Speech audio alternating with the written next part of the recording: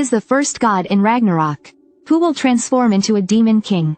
Right now Zirofuku has been knocked to the ground by Buddha. Yet his face is filled with blissful joy. However, the horn on the ground suddenly comes to life, viciously piercing into Zirofuku's head. Zirofuku is tormented beyond belief.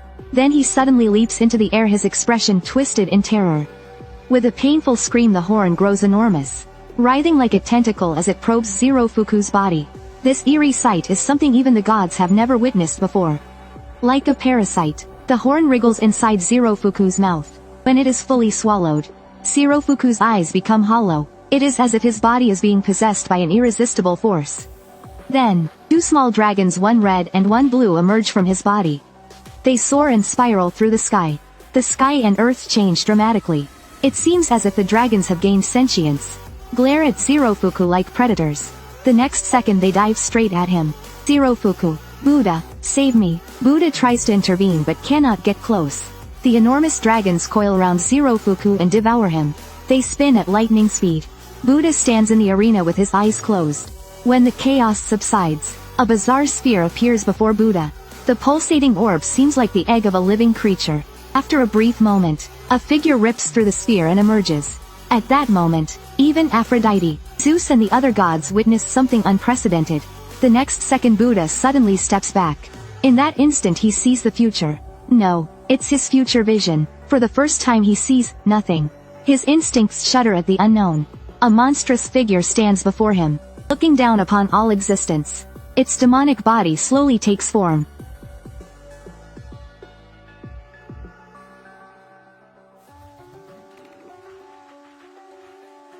Buddha is frozen in shock. At this sight even Halak's legs give out. She collapses to the ground in tears. The most terrifying thing is, she has no idea what this being truly is. The overwhelming presence of Mara dominates the entire arena. Even Buddha hesitates to make a move under such crushing pressure. Where is little Zirofuku? He is gone. He no longer exists in this world. I am Mara. Mara himself is unsure how he suddenly emerged. But only one thought fills his mind. He will use this newfound power to tear apart everyone present. The sky turns blood red. The gathered gods are bewildered. Then a man arrives. Ares, the god of war, widens his eyes in shock. Overcome by fear, he immediately steps aside. The newcomer is none other than Hades, king of the underworld. Upon hearing of his brother Poseidon's defeat, he rushed to the scene. And only he knows the true identity of the monstrous being before him. Mythology speaks of a world structured in 3 layers. The realm of gods and souls is Valhalla. The realm where humans and creatures reside is Midgard. But the most terrifying of all is the abyss known as Helheim, the ultimate underworld where fiends and demons roam. Legends tell of the moment when darkness was born. From the boundary of light and shadow, the horn of the underworld awakens. On the day eternal darkness emerged, the ultimate demon was born. The 6th heavenly demon king Mara. But why has a god of the heavens transformed into this legend? Even Hades has yet to understand. On the battlefield Mara flexes his body. He intends to end this fight instantly. With what seems like a casual strike, he forces Buddha wielding the 6 realms staff into full defense. Mara did not expect Buddha to block his attack. At speeds near the speed of sound their battle erupts. For the first time Halak worries for Buddha. He can no longer see the future. Mara emits no light. He is pure darkness. Buddha's ability to foresee the future is actually the power to perceive the fluctuations of souls. Whenever someone prepares to act, their soul moves before their body. What Buddha sees is the light of their soul's intent. Thus he can foresee the future. In other words, against Mara's soul which emits no light, Buddha is now completely blind. This is the most intense battle in Ragnarok. Faced with Mara's soul of absolute darkness, Buddha's future vision has completely failed. Unable to see the future, he now relies solely on his combat instincts to fight Mara. Mara's attacks are fierce and unrelenting. With no other choice, Buddha is forced to create distance. At this moment Buddha has already exhausted too much energy. Meanwhile Mara looks as if he merely yawned, completely unfazed. Now Mara decides to stop holding back. His right arm swells, and then he unleashes Tenshu Tenshu. Devil's Heaven Reversal. Sensing the overwhelming threat, Buddha's 6 realms staff reacts. At the very last moment before impact, The staff transforms into the shield of non-killing, blocking the deadly strike. But did it truly stop it? As the shockwave fades, Mara is confused. Why is there only a small amount of blood? Looking closely, Buddha's shield of non-killing has been pierced by a massive hole. Through the hole, Buddha's left eye is missing, gouged out by Mara. Seeing Buddha's wounded state, Mara bursts into uncontrollable laughter. Every believer in the audience trembles with fear for Buddha. Prayer beads slip from their hands, scattering on the ground. Has Buddha's life truly come to an end? The shield that once blocked a mighty divine axe was pierced effortlessly by Mara. Had Buddha not dodged at the last moment, his head would have been crushed into pulp. Without hesitation, Mara presses the attack. He transforms his right arm into a massive battle axe.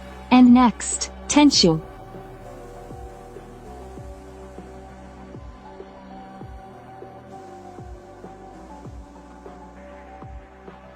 The fierce battle rages on. It appears evenly matched, but in reality Buddha is completely drained. Mara on the other hand treats this like a game. Slowly wearing Buddha down, Buddha's left abdomen is slashed open. Tenchu, for the first time since he was weaned, Ares has seen Buddha in such a dire state. He wonders, who exactly is this opponent? Hades provides the answer, that being single-handedly destroyed half of Helheim. Half of Helheim, destroyed? What kind of power is that? It's equivalent to Sun Wukong storming heaven and slaughtering half of its gods. According to legend, after destroying Helheim, Mara suddenly vanished, seemingly annihilated. For countless ages he showed no signs of resurrection. The only explanation for his return is that someone somehow retrieved a fragment of his remains after his self-destruction. Using a special method, they cultivated it into a seed, and that seed was planted inside Zerofuku. Only someone possessing such advanced knowledge and a twisted sense of amusement could have done this. If the soil is fertile, this is the natural outcome. Meanwhile, Buddha is nearing the brink of collapse. His body is covered in countless cuts, as if Mara is toying with him.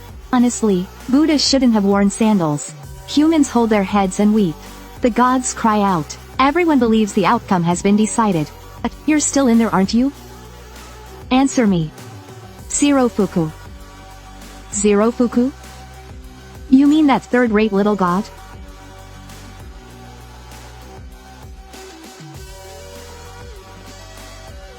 I devoured him completely long ago. No need to worry, he provided me with plenty of nourishment. For a worthless low-tier god, this was the highest honor. He must have been crying tears of joy. Shut up, perhaps out of sheer rage toward Mara, or maybe out of defiance against the gods themselves. Buddha's six-realm staff begins to transform once more. Buddha shall send you to the western paradise. Six-realm staff, fifth path, hungry ghost path. At this moment Buddha's heart is filled with emotions. He had long abandoned as poison in the past. That emotion is pure unending malice. This causes the six-realm staff to take a form even Buddha himself has never seen before. Dark eerie energy begins to swirl around it. Sarakayasu, a mighty lion looms behind Buddha, ready to pounce. The gods begin to stir with excitement. This ominous weapon seems completely unfitting for Buddha to wield. But Buddha intends to finish this in a single blow. And that feels absolutely exhilarating. Go. Karmic annihilation, samsara. The clash of the nether scythe and Mara's giant axe echoes again. Karmic annihilation. Eternal cycle. Perhaps Buddha had already given everything for this fight, even if it meant using the weapon he despised the most. Yet Mara's Tenchu pierces straight through his chest. Meanwhile Buddha's nether scythe is stopped effortlessly by Mara's bare hand. The air is thick with the scent of blood. Mara mockingly asks if Buddha has any last words. Then let me say it once more.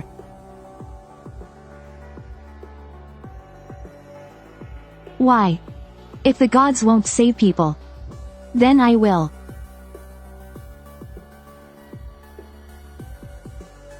Any god that stands in my way, I will strike them down. Ignoring his pain, Buddha forces his own body forward. slowly plunging the nether scythe into Mara's arm. Writhing in pain, Mara instinctively kicks him away. He glares at Buddha in disbelief. Despite having his stomach run through, Buddha is still swinging his weapon. How could this half-dead man still be standing? As I thought. You really are weak. Those words enrage Mara. He wants to see if Buddha is tough only in words. With that, he unleashes another storm of attacks.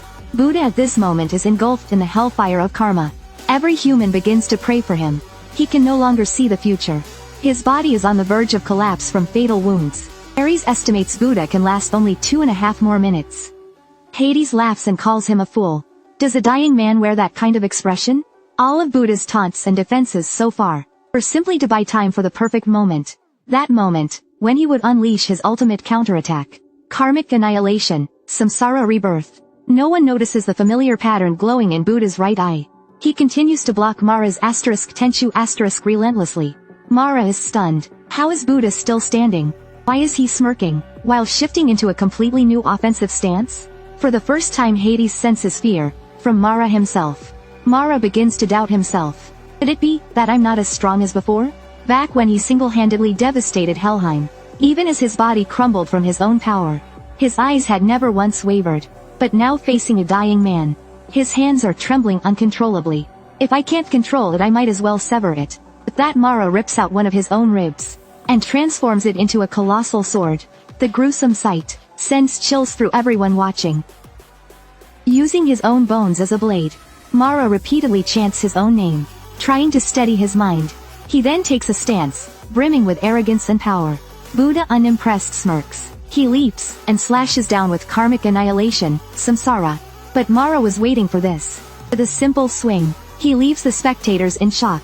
In the stunned silence, fragments of shattered weapons fill the air. As the last piece falls, it becomes clear that Buddha's nether scythe has been completely shattered by Mara. The Six Realms staff has reverted to its original form. Mara's *Tenchu comes crashing down. Buddha in desperation raises the Six Realms staff to block it. But in the next moment, his staff is completely destroyed, with his ultimate weapon shattered. At this moment, lying on the ground, Buddha feels like sleeping forever. He does not want to let himself be slowly consumed by darkness. Buddha may have no means left to fight back. However, a faint light suddenly appears surrounding him. From within the light, a hand reaches out, pulling Buddha back to reality. Meanwhile, Mara steps toward Buddha's fallen body, ready to deliver the final blow, but he freezes. The man before him is laughing under his breath right beneath him. Has Buddha lost his mind? No, Buddha has already seen the truth of the universe. From this moment on, he is bound by nothing. God or demon, these are just names. Since his Six Realms staff has been destroyed, then he will use another weapon to shatter Mara completely. At this moment, Zero Fuku's soul becomes one with him. One Lotus rebirth. A divine weapon is born.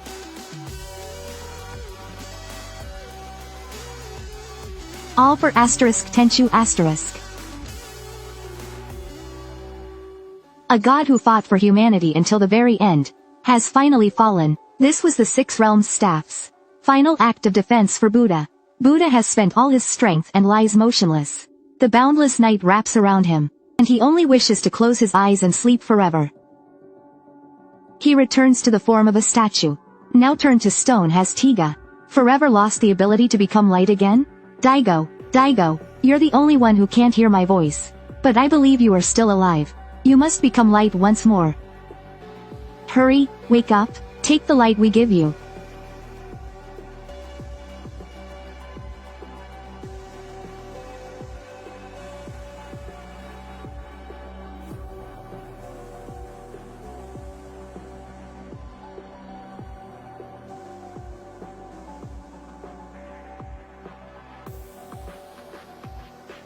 Am I going to die?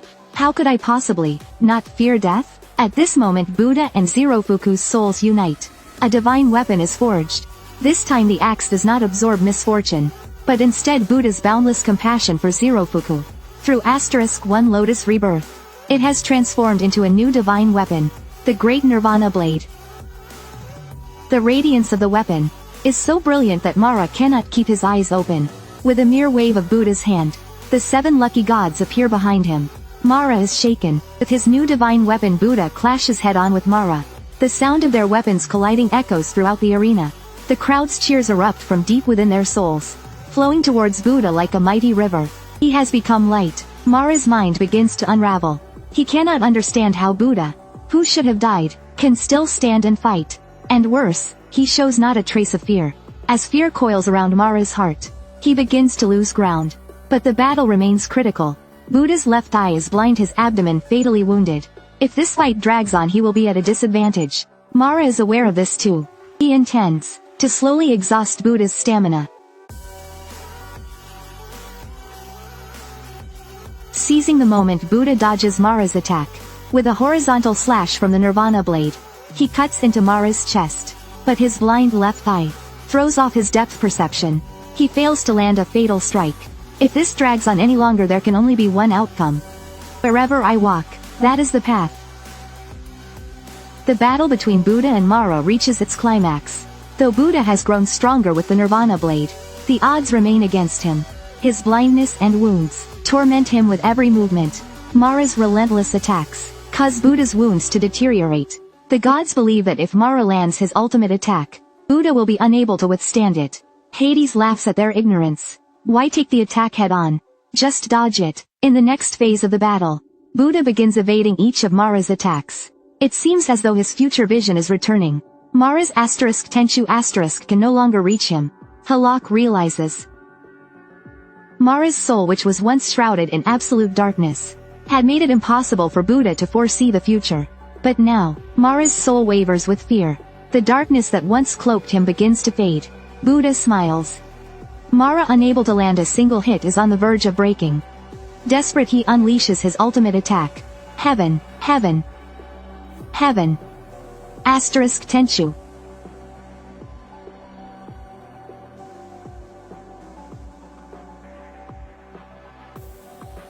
I finally did it. You got what you deserved. It appears as if Buddha has been cleaved in two. But in reality, using his future vision, he dodged at the last moment. Now he stands behind Mara, unseen. And leaving one's back to the enemy only has one result. Great Master once said, like the lion unshaken by sound, like the wind that cannot be caught in a net, like the lotus that rises from the mud untouched. One walks the path alone like a lone horn. And if one day they meet a companion to entrust their soul to,